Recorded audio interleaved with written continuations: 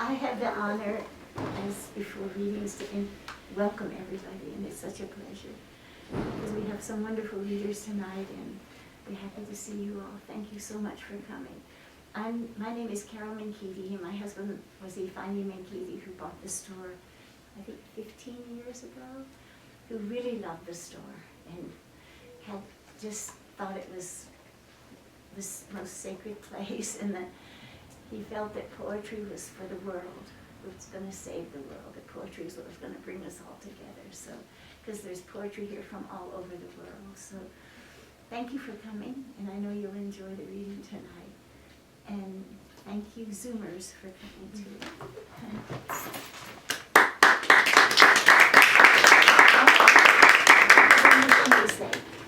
We are lucky to have James as our manager, and Maddie is a volunteer helper, and Fiona. Both have volunteered their, not James, but Fiona and Mamie have volunteered their services and they're wonderful. So get to know them when you come to this store.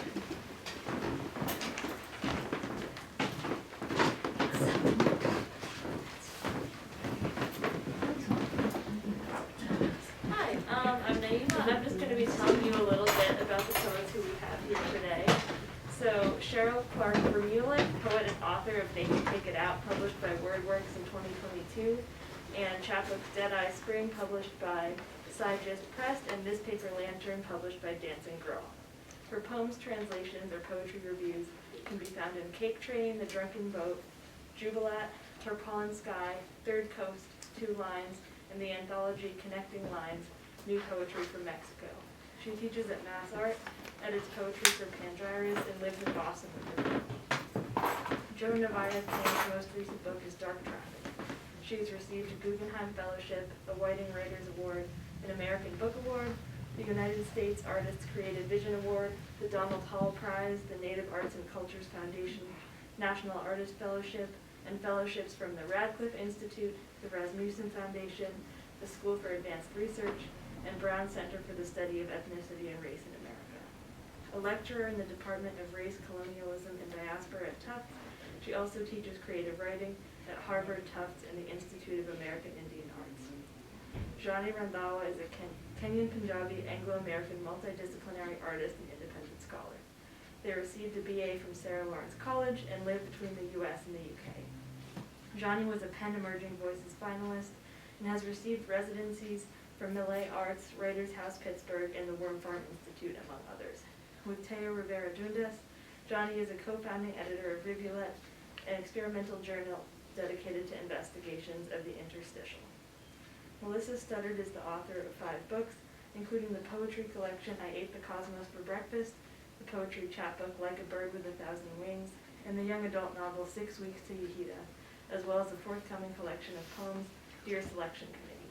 Her work has been featured by NPR, PBS, The New York Times, The Guardian, and Houston Matters, and has also appeared in a wide variety of periodicals, such as Poetry, Kenyon Review, Psychology Today, New Ohio Review, Harvard Review, New England Review, and Poets and Writers. So thank you so much for coming, and before we get started, I'm just going to ask everybody to silence your cell phones and enjoy.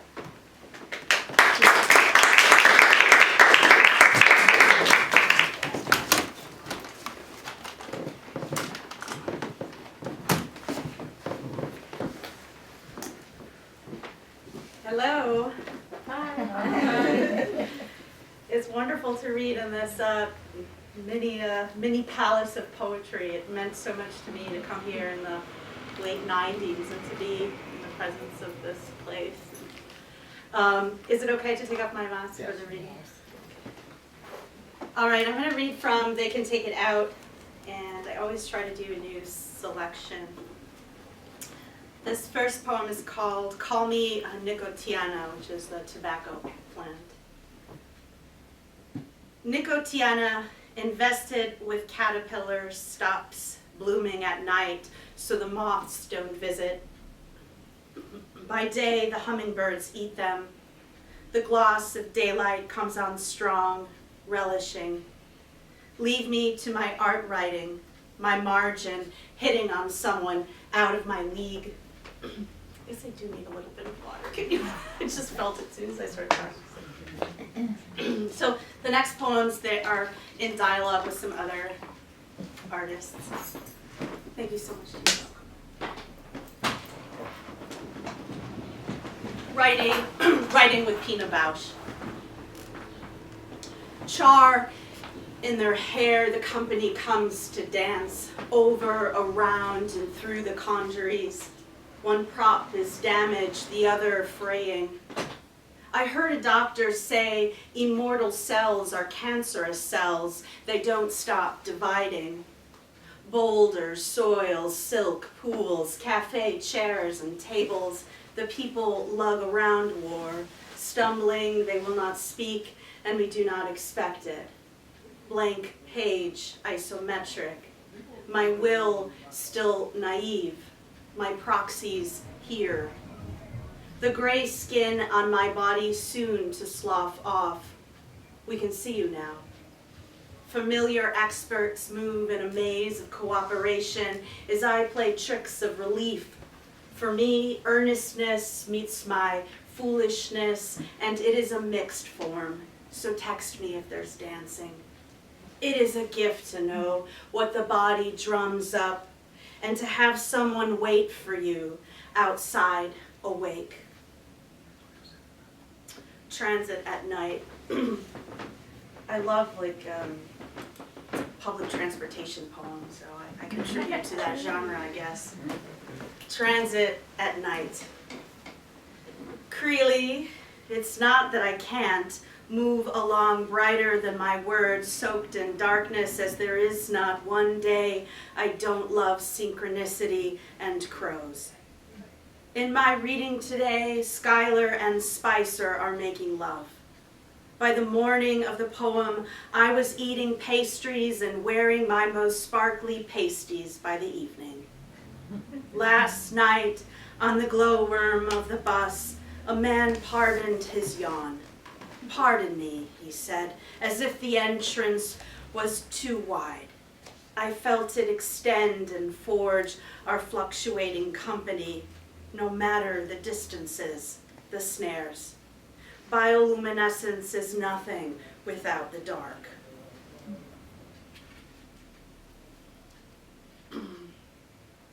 Operate on hope.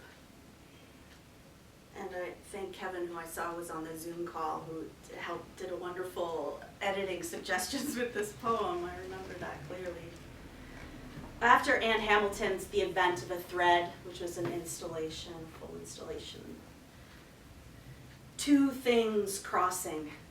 An event full of multiple crossings, people alone together, instinctually inhabit, approximate. The breathing of the cloth, the weather tempering sound, the weather, the room cavernous.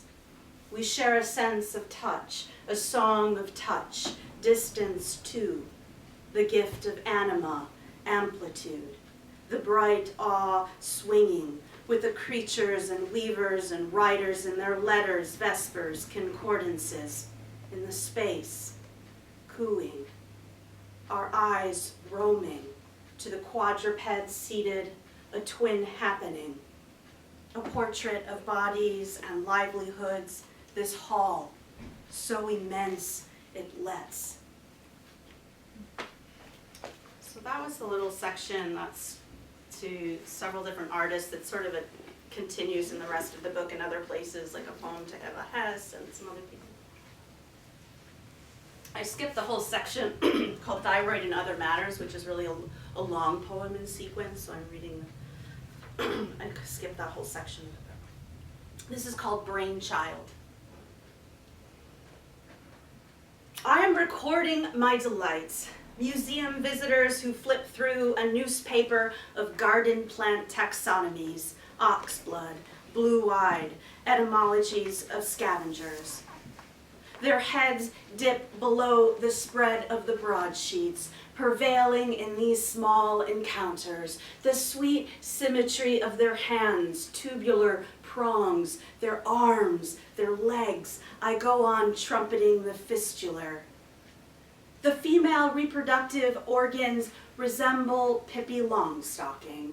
Her bilateral braids the fallopian tubes, her face then A uterus, so be it.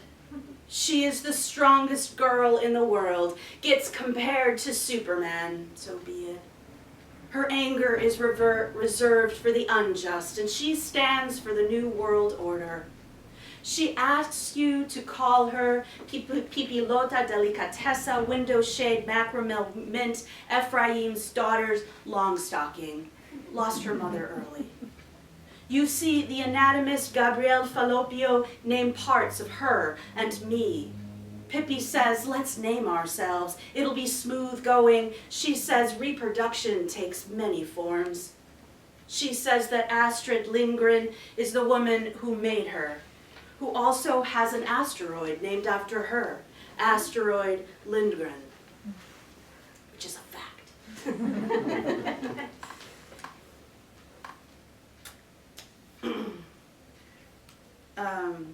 So some of the next poems are getting into sort of trying to have a kid, which doesn't ever manifest in this book at all.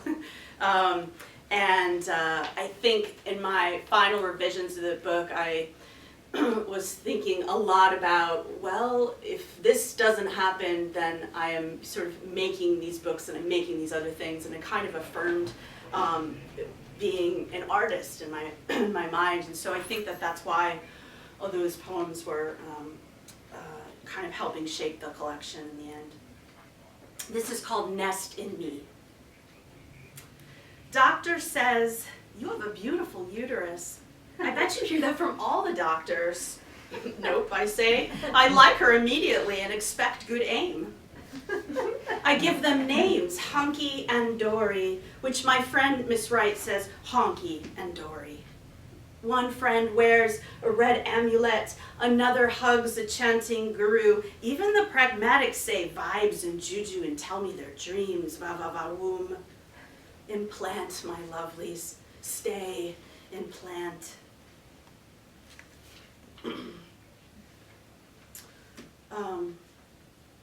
So there were a lot of downsides in this journey.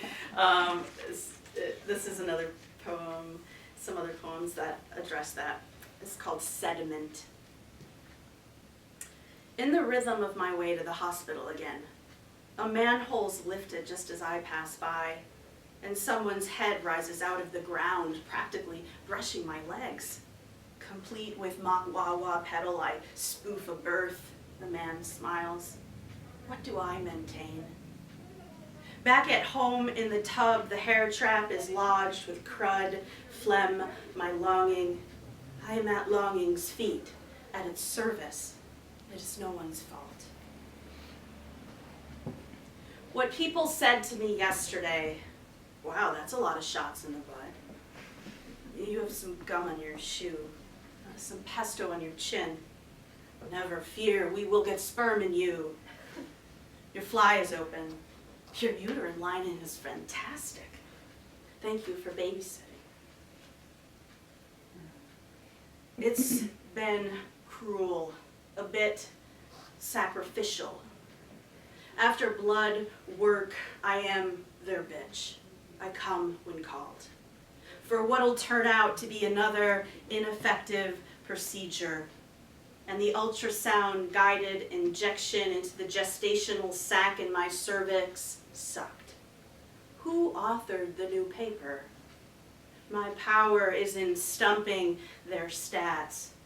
Having dropped my blood, I lounge in one of my favorite haunts, just far enough to see creation. Sometimes I would have medical fellows that would call me and ask me all these questions, and then they were writing papers and things, and I would try to go, okay, could you send me that paper? I'd love to read it. They wouldn't really do that. But I really wanted to sort of see it, the whole, myself is just this tiny fragment among many other people, that were in those waiting rooms, and see how they were sort of discussed and talked about in the research. Okay, so this one has some Spanish. I don't think I'll translate in between. I'll just read it. So those goes over you, that's all right, just take it in the sound. It's after this song I love called Gracias a la vida que me ha dado tanto, which is a song by Violeta Parra. And Mercedes Sosa has also done a really beautiful rendition of that song. So it says after Violeta Parra and Mercedes Sosa. Gracias a la vida que me ha dado tanto, que me ha dado los changos, los cangrejos, los multitudes, las hormigas llevando las hojas across a fallen tree trunk, los monos titis until howler monkeys come bounding, and army ants atacando otras hormigas. All carve out their space. Rocks, shells, waves, flores, frutos, semillas. The weather goes on breeding the day, the geckos smooching. We could kiss for hours, improvise and rain en todo brotando de vida. Words engorged, llenos de cosquillas, pero en nuestros labios las palabras son escasas. We pull roots to cook and eat, leave the machete. Rita from the finca arrives with her child in bright yellow boots, searching for a young rhizome to plant. You fish, wobble on rocks from a wave crest tossing you around. Men neck deep in the sea, each hold a fishing line among diving pelicans. Catch our dinner, I say, mi amor.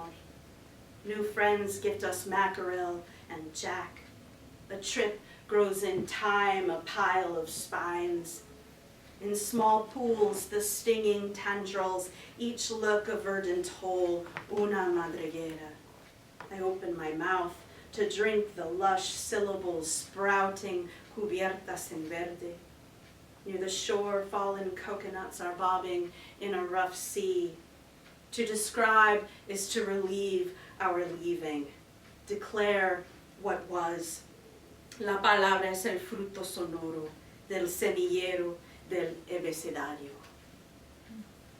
And in the original song, it's sort of like this, the alphabet is almost like the seed bed, and I just really loved playing with that. I think there's two more. In the summer.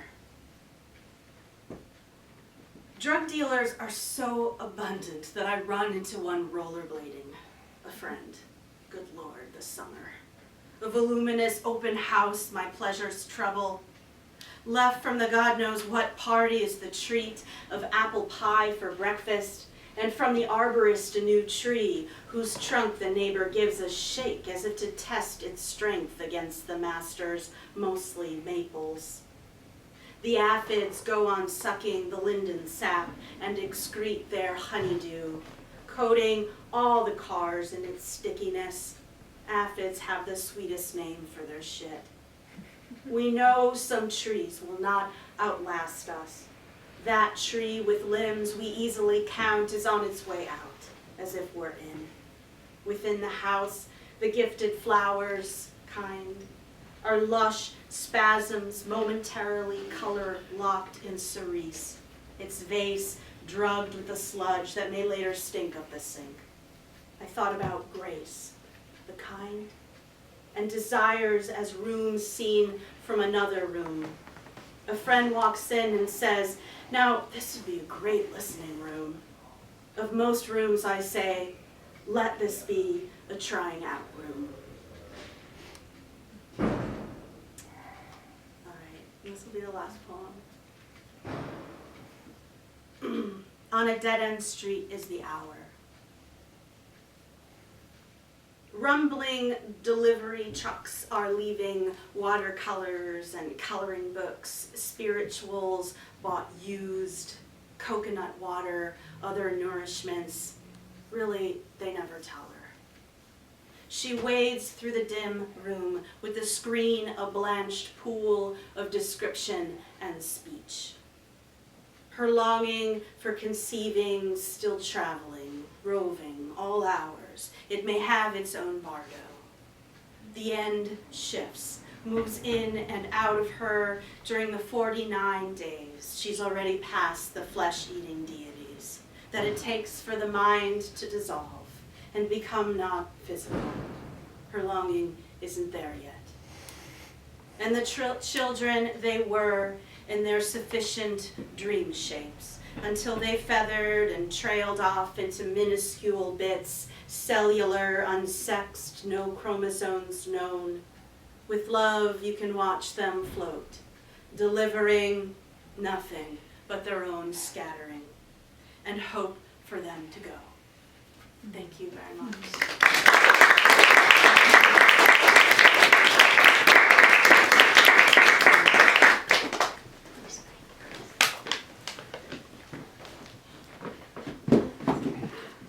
Sorry, I just dropped my phone, which I need. Thank you.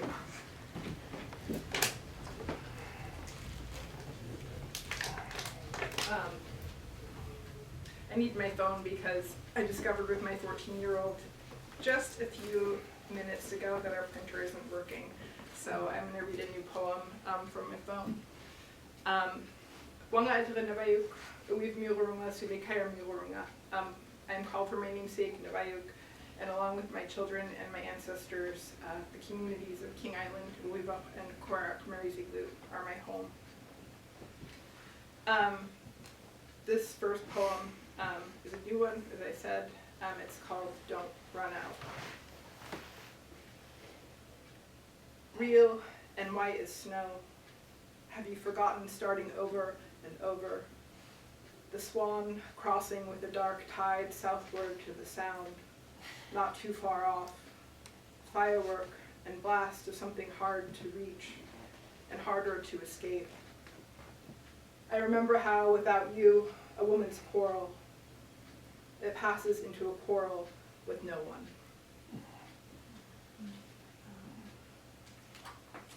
This is a poem from Milk Black Carbon. It's called All Night Long, I Am Narrowing. I tried to pass safely through danger like you, the mate to a shoe hurled by a breaking wave. The sun never fell away, it angled. I conjured a small opening. How a current drags out to sea beyond a place you didn't pass but skirted. Perhaps not a current, but another woman. She tugs the waves under, troubling the surface. How often? Who else? And what of? I'll just read some poems from Dark Traffic, and then I'll close with another new one. Rookeries. All men knew a secret of the northern part of an old world, a less perfect idea. For the bicornuate woman, it was an island.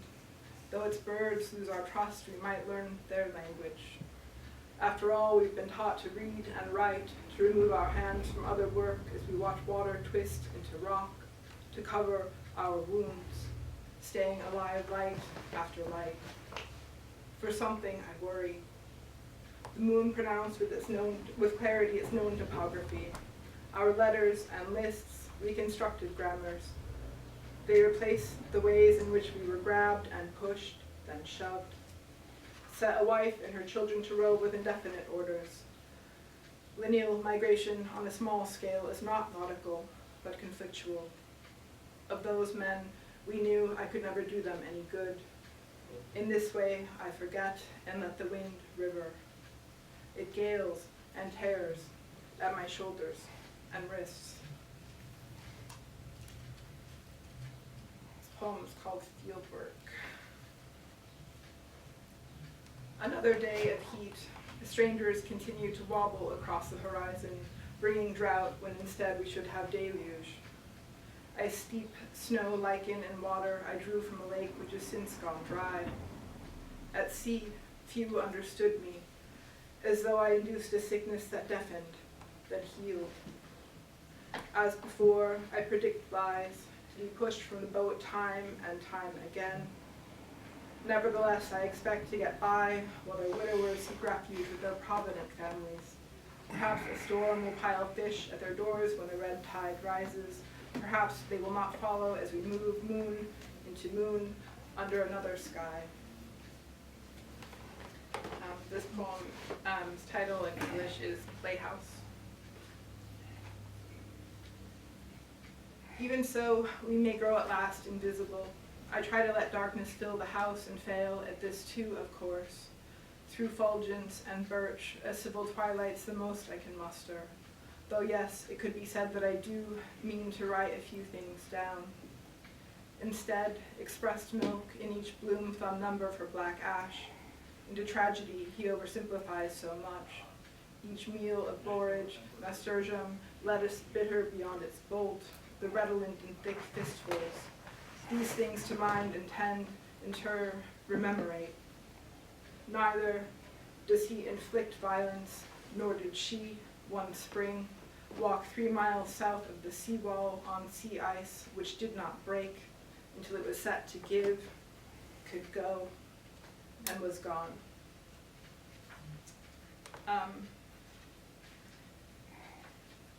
This title, Nunatak, in English refers to a piece of land that's left over when glacial bodies, when glaciers recede or disappear. Nunatak. In a strait, some things are useful, others true, she turns to ash. Thrust thus, her head thick with arrogance, infection, and futility. It could be how a young life went, strewn with net-veined willow and mountain avon, trespass and wreckage. She could write about the year she turned to heat and haze, to lays, emumarat, dunga, of cannula and silver nitrate, of petiolus and akene about to begin again, of greens as they green, of a man aged, eskered, of a confined gleam, to hereby dissolve and hold for naught the soil, gravel, silt, groaning as the tools of our penultimate glacier, a glacier I might pronounce like grief. One does wish for words to thaw in the mouth, but find instead a tongue, welt, erosional or depositional, raised and visible, rift into language and grit. This is my second to last poem. It is Dark Traffic. And the snows buffer the sound of a voice set forth. I thought her lost already, that she had gone to neglect the late migration. Before it ceases, the ice collapses easily. There is no day without a symptom. Consolation may turn out to be a guttural practice. After all, the small gesture of sound lodged deep before it glides without warning, downward. There is nothing but the wind, a howl and dive where water is thrown over water and sewn into it. A howl and dive of wind, water she found flown, over water where once we found ice, where the snow once stuttered the sound of that shouting for this listener, holding her head in her hands, the head in its fine, blank way, and original. For water. And also a big thanks to Grolier, as always, and thanks also to the readers tonight. It's really important to hear your words, and I'm grateful. And this last poem is also new, and it is called Turning Back. I wish to be closer to my mother, to think of displacement in a different way, to part the bright green new growth of a plant she has asked me to gather. We never imagined so many years apart. I have no way to make amends. Set adrift, I wanted to stay near the shore of something familiar, but instead I trace the shape of tokayo, sea lovage, wild celery, with something other than my tongue. I wish for my family to be its own refuge, for the sorrow to become something Icelandic, someplace we can travel back to together, if we have to, if we make it through these days. Thank you.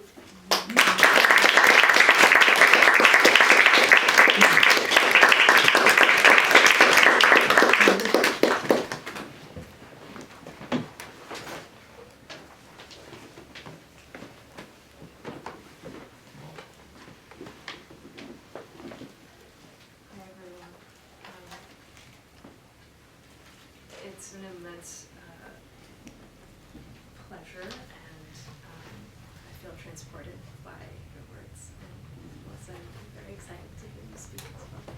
Thank you, James and Grolier, for inviting us all tonight.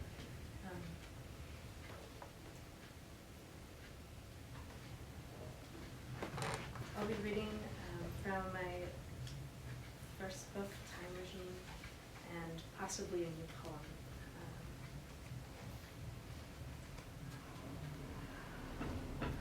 Primavera.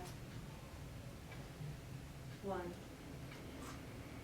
When a crow's violet shadow angles toward the mesa clutching sediment, others ask, sun, their limbs fanning. My hands answer, mirch, tasting the shape, maddening drought, as your dream folds in colored hours and cascades over the glaciers. I stop, blunted by an unfastened boom, concuss, a symbiosis of enactment and rest. Cones of stacked jaggery materialize until whatever sensation there is in my breast departs. You rush the limit, changing. You rush the limit, river changing river. Soon with cylindrical certainty, I stand and dress for a walk. There is a specially assigned circuit switch clamped inside my hollow. There are measurements logged in delicate pencil, dates of routine maintenance and voltage tests.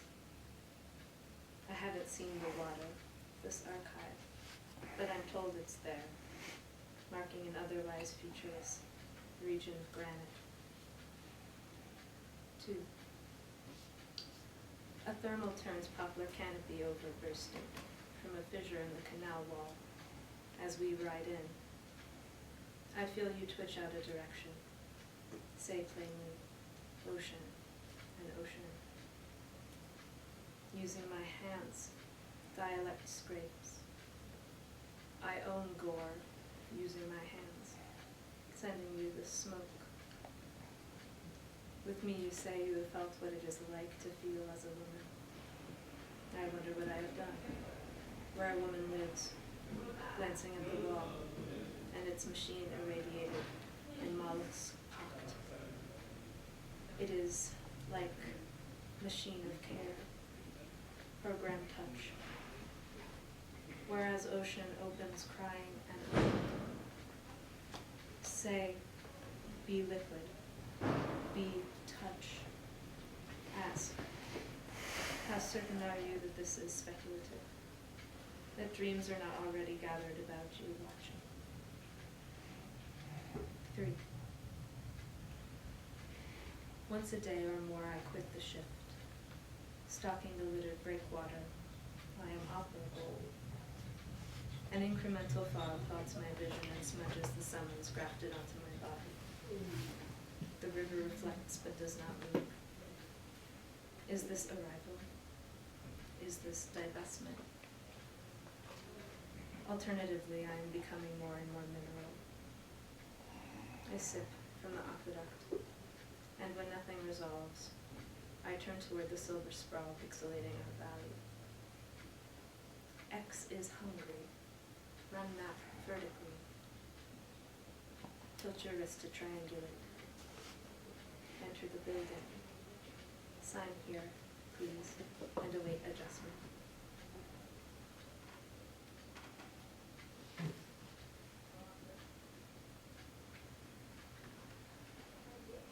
Still haven't figured out in what order to read these poems in at all, so they seem disjointed.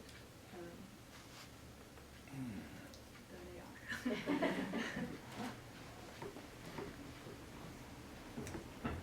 Okay. The next poem is In Tenement Stones Called West. The Colossus passes. The same one, hundreds of tides ago, or on a separate earth yesterday. One whose body begins becomes the borderlands. As time does, in spasms, as kindness is made to dissipate. The cloud scrapes its mass against the empty lot, banking pre-war designs, improbable non-designs, unable to shift our bodies enough to witness apex. We are enamored into dumbness. Any war, it doesn't matter. It means I do not exist sitting here in the surf, my name witnessing. The cloud rolls over and tows the horror mast of the histories gutted in me, and my solubility, looking out, draws the earth along with it. The receptacle is an architecture now in its probability. Maybe it was a radio studio, or a mosque, a public arts commission. It may be there yet, this time as a riverbed, commanding the next snow.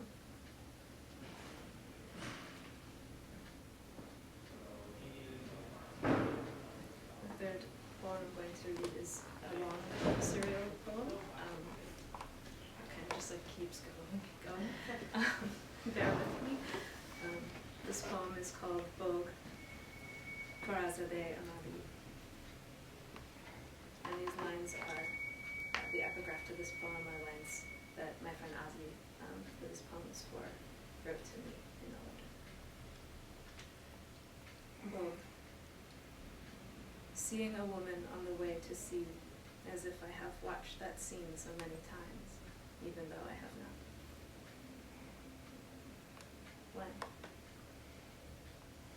When it rains, sounds from the highway carry further, crow-filled firs.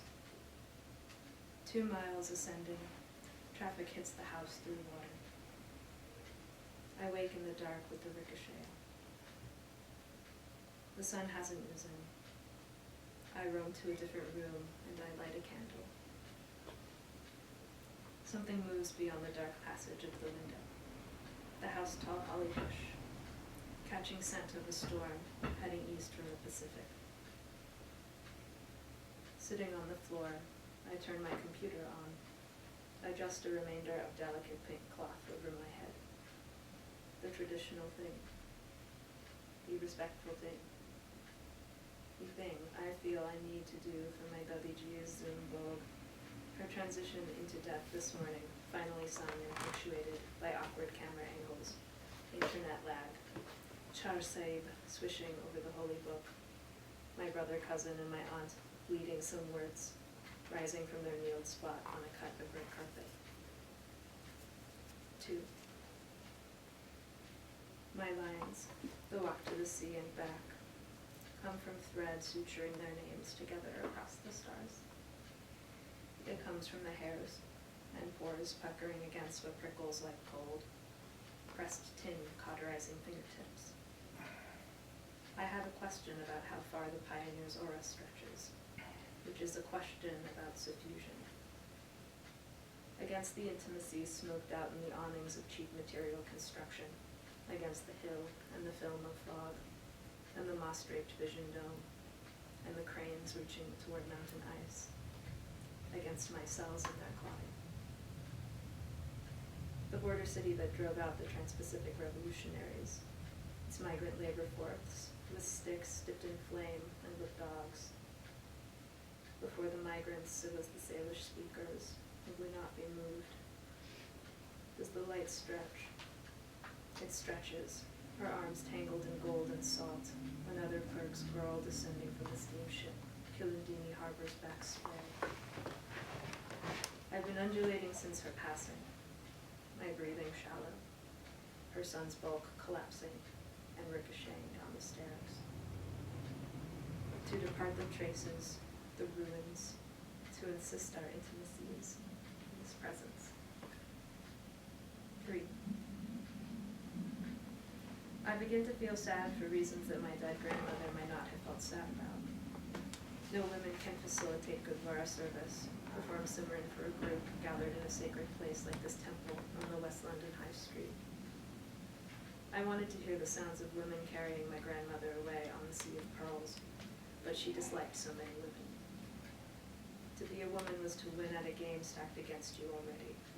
Your poverty accrued through colonial land investment, your tongue's shape around another occupier's language, the deaths of your sisters by your uncle's hands, or the creeping threat of it, when the refugees would pass in a caravan, winding a cord around the edges of villages. The game ensured that deliverance was sealed, not by your will, but by the gamblings of your brothers. Gossip. Then you left the fabric of your home to stand in a line in a distant cold country. Pluck, pluck, pluck, not you. In many ways, my grandmother was entangled in this, until she decided to stop leaving her row house in the immigrant zone. 4. The waters and their theories, moving unstuck from our bodies. I see my great-uncle, Dadiji's brother, crying. He and his younger brother are the last living 10, now that my grandmother has died. I owe him a call, but I'm scared. I make prashad, butter, atta, peanut flour, toasted almonds, sugar, and water. I have no jaggery, no ghee, no rose. The wind picks up and I can still hear automobiles carving through the Cascades. The gray light moving across a dome of clouds. Back. When it's no longer about traces but presence, a theorist drops a pedal. An unquantifiable steam of torque and a shovel, the stickiness of things. The matte sound of rust against wet clay against subducted agates. There is the arrival of a stranger and their quiet departure, leaving the body behind. I would call this residue the phenomenology of divining, or the squelching dug place not quite long enough for the rabbit corpse to fit comfortably into. Another matte sound in the hovering above, where the petal falls. It is chalky with calcium, and the unsettling high frequency that wraps itself around only one ear. Where the presence is, where bodies are, a world of habits that put certain objects within their reach. We could call this history, and we could call this memory, and these histories might surface on the body, or even shape how bodies surface. These reaches of memory might be visited upon our bodies, the woman said, who has trembled in defiance against the heat. 6. Laughing, slicks over teeth, saliva gripping against winter's entrance. Dewdrop world is the dewdrop world. The poet writes, and yet. Her name calls me in at dawn, the snow wilting, the broad-leaved trees groaning under the weight. Your story of working to make the place upright in the bitter wind. My heartline forgetting the tearing shrub of holly under earthen waters. The calyx, the shoe, the death I am mourning. Or is it her life I am mourning? Or as V says, the death of someone else crashes into one's mourning for one's own death. I don't know. But I know there is something there, in sitting, infirm, in the beauty of that failure. Outside I make cords out of ice and snowfall, the dew tangled frozen into a net. The cords I take and braid across the yard, from the rabbit's 2-foot-deep grave to the front door. A world of suspended water, the ash of an ocean coming ashore. The wind is still. I wanted to point out that there are lines from Sarah and this poem. So I will just read only one more, and it will be a short poem. Thank you for listening.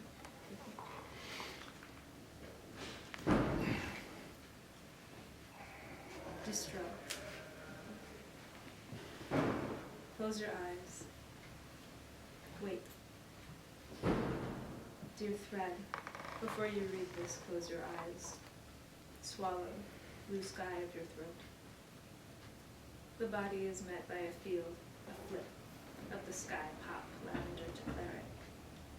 The body is met by a field, marked by the sky, a crater, and water it brings from the west, west, west, until your east. Song is the body, and so defamiliarizes. It waits for sand, thread, those excavations, migrant molecular composites. A cow tongue finds salt in the seams, sends warm air steaming into winter air. Go, wherever you are, rise and go. That's not the full poem, but thank you so much.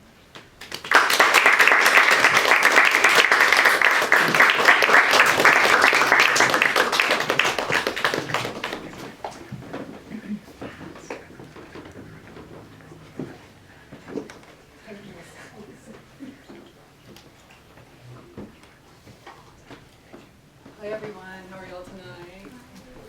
Wonderful. I'm going to set my timer because I'm not good at keeping time on my own. So I just want to say in starting that I'm really happy to be here and share this temple of poetry with you all.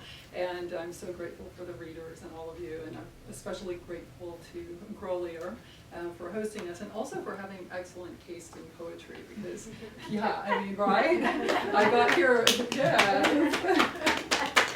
I got here early enough to be able to get some advice, and I'm coming away with a nice, wonderful stack of books, so I'm excited. Okay, so the first poem that I want to read is called Untitled. Woo! I love that poem. Okay, that's my daughter. Disclosure here. Actually, Her so book is so good. Sorry, I'm very excited about this. Read Untitled, sorry. Thank you. I didn't tell her to say this, I promise. No, she Your 20s in my wallet, okay. I did choose this poem though because when my daughter really loves a poem, she tapes it up to her bathroom mirror. And I've seen poems go up there over the years, and this is the first poem of mine that it's made her, which I'm so excited about. So it's called Untitled. My address is nostalgia for things that never happened. I wander in and out of coincidence, dragging a wagon full of unrequited lovers behind me. I visit the infirmary for broken planets and ill poets, where I bandage metaphors and remove stitches from busted couplets. All will be well again, poets restored to their regular neurotic tendencies, free to enter emotional and psychological terrain that would make others run panic from the landslides inside their own minds. A lot of recognition here. Oh, what we embrace to avoid the life we've been given. Oh, what we embrace to live the life we've been given. Call everything you've ever done untitled. It's the only honest way to create. Generate a disaster in your life to sidestep the true catastrophe of your life. Oh, there's a universe with a bell around its neck, purring outside your bedroom door. Let it in. Oh, I tried to make this about you, but it's about me, me, me. My awful claws, my electric arch, bats and blue jays hunted from trees. I thought I was good, but I never was. I'm coming home with a bleeding angel between my teeth. Open the door to the heart store. Imperfection is the only muse, and I am her handmaiden. Please love me anyway. Sorry, I just love that poem so much. Okay, so the next poem is called Inside the Beige Brick House, the Beige Rooms, and it's a poem where the title, leads into the beginning of the poem. And I was thinking about how as poets, we feel like such outsiders, and the only place I ever really felt like I had was among other poets. I always felt like such a weirdo growing up. So this poem is a little bit about that feeling, and it's also, I was thinking about the sort of the work that we do as poets to unearth the things that we're not supposed to unearth. So inside the beige brick house, the beige rooms and beige shirted people sit beautiful as unbuttered biscuits, their awful loveliness upon me. They want me drier than wheat, and so still no marbles can roll from my head. I want summer flashing the yard red with begonias. I want ladder-backed woodpeckers knocking at the gables and crepe myrtle blossoms blown down like hot pink cotton in a storm. I'm embarrassing like that, a walking faux pas no one wants to be seen with at the mall. I know compassion like the arms of a cactus. I know the scent of earth revealing her secrets after a much-needed rain. I buried everything they told me to bury, then I dug it up again. So the next poem is called Planted My Shame in the Backyard. And I was thinking about how, at the time I was thinking about how women have to absorb so much of the sort of ills of the world. And it just sort of started stacking on me in this pile of images. So, planted my shame in the backyard, planted its bones beneath a blooming magnolia, carried its head past a split of fence, did not ask why the shine of remaining alive, instead walked filthy with my hands full of prayers, delivered their blood to the flask of shadow, planted knuckles and shin bones, shoveled soil over shards of the coffee cup hurled at my face, buried spatulas and gin bottles and broken lamps, used the flat side of the shovel to pound it all down into the loamy gash, wholly dark as my woman gash, that has swallowed and swallowed to no avail the fevers of this world.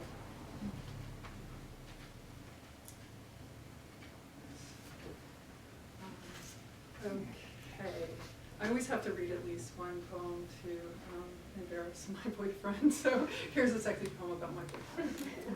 It's called My Boyfriend's Body's Covered in Newspaper. My boyfriend's body's covered in newspaper, and the headline says, Penis-shaped subtropical storm Melissa arouses commentary on Twitter. And I'm like, I told you. And he's like, will you still love me when my shoreline starts eroding? Life's never dull when your name's Melissa, and your mascot is a huge, erect, disembodied penis hovering over the Atlantic. Which is to say, abso-fucking-lutely, I'll still love you. What surprises me about the body is resilience. Mine has been a shot glass, a punching bag, a cigarette filter, a lie detector, a crash test dummy. Oh, how it opens and opens anyway, whenever passion comes near. So I reign 7 days and 7 nights inside the penis outline. I whisper the safe word to the ocean in case it's had enough. And when my beloved asks what time I'll be over, I say I'd travel 1,000 years for one night of this wonder. So he's the one who actually sent me the article about this storm. And he said, this would make a good poem. So there it is. Okay, the next poem is called The Pain is So Resplendent, It Has Babies. And I always wanted to take dance lessons, and I lived in a small town, and the lady who taught dance was really mean, so I didn't get to take dance lessons. So I started when I was like 49, taking dance lessons for the first time, and then a little time after that I broke my ribs, and so I couldn't dance for a while, and then when I finally tried to dance again after the broken ribs, I wrote this poem. The pain is so resplendent, it has babies, and its babies are so resplendent, they have babies. Underage, unwed babies having babies. Someone has built their delivery room in my ribs, and without restraint, they come and go, carrying babies that will birth more babies in the parking lot before realizing they are babies. Flamboyant babies, refusing the swaddle of pink and blue. They leave the hospital in sequined evening gowns to perform the burlesque of pain. And everyone in the audience has their shirts unbuttoned to nurse the babies they carry every minute. And the speakers, instead of making sound, make babies. And the curtains open and close on a pulley of pain, operated by the babies. And when the magician comes on stage, she saws the pain in half, and there are two more pains that saw themselves in half. And now the pain knows how to saw itself in half to make more pain, and there are pain babies everywhere, and there are no rabbits or doves in the hat, just more babies. And when the cocktail waitress comes around, she serves little cups of pain with pain backs, and pain on the box, pain crudités on leafy green beds of pain. And when I try to leave the show to go home, the MC announces my next set. And I realize it was just me on stage all along, having babies and more babies with no epidurals. I realize it is me who has conceived and mothered and nurtured my pain all along.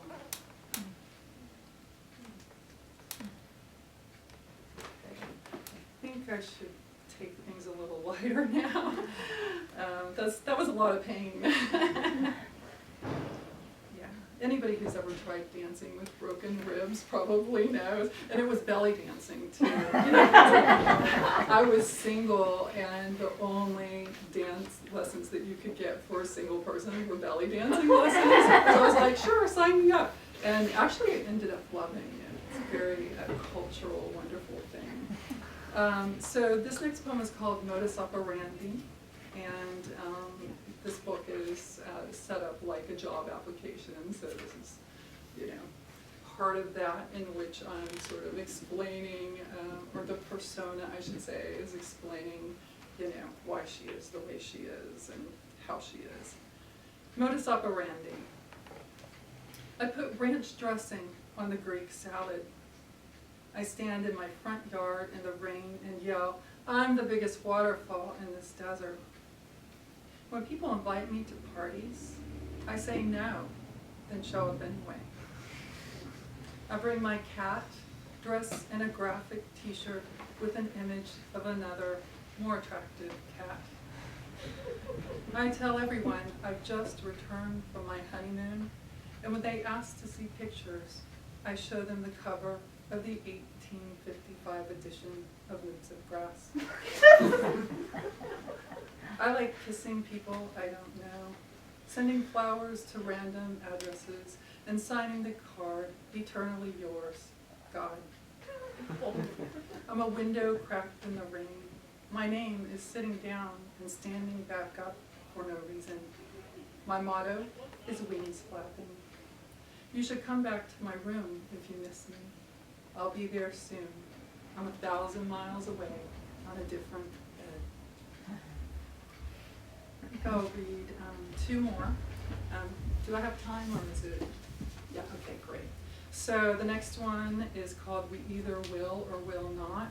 And interestingly, my publisher said, I felt like this poem made me think of like flamenco or something. And I was actually dancing to flamenco when I wrote this poem, so I don't know. Actually, no.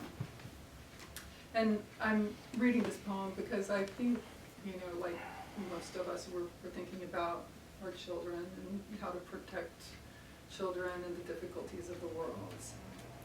We either will or will not die in this moment, will or will not throw plastic into the ocean, will or will not tango to the rumbling hood of the car and call it leaning, will or will not throw ourselves off the narrow edge of the universe, will or will not write the great American novel, will smoke pot or not, or will wreck the car, will leave all our belongings to a river we drank and peed back into itself. We will staple ourselves back into the marrow, we'll dive deep into the hummingbird heart, learn to go faster, we will or will not, we will enter the Anthropocene half opened, catch space junk falling from each other's mouths, stomp it out, stomp the laugh from the warbler, write letters to the presidents of distant galaxies, Stay awake in the wind that messed up the dandelion's hair.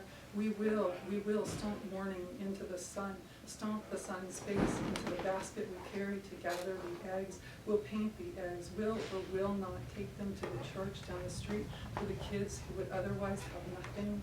We will or will not remember the kids, will or will not take the eggs that are fertilized with the chicken's sorrow, and what will happen to the kids when they eat the chicken's sorrow. We either will or will not notice, will or will not make change. We will we not, or will we remark on what it all meant? And the final poem in the collection is called All That's Left. It's starting to feel a little apocalyptic. So, listen, the afternoon will soon fade into affliction, and we'll have no choice but to challenge gravity. I've been corralling wind just for this. I wear it like a label, and when someone pays me a compliment, I play it back to them. Listen, the earth is burning, and all we have left is a plastic Jesus that lived up to its promise to stay intact at any temperature, through any catastrophe. If only I could get a message to the owner of this apocalypse, I'd say, go easier on the advertising. No one likes to see zombies and Louboutin before breakfast. Listen, it's just us here now. Give me your hand. Thank you.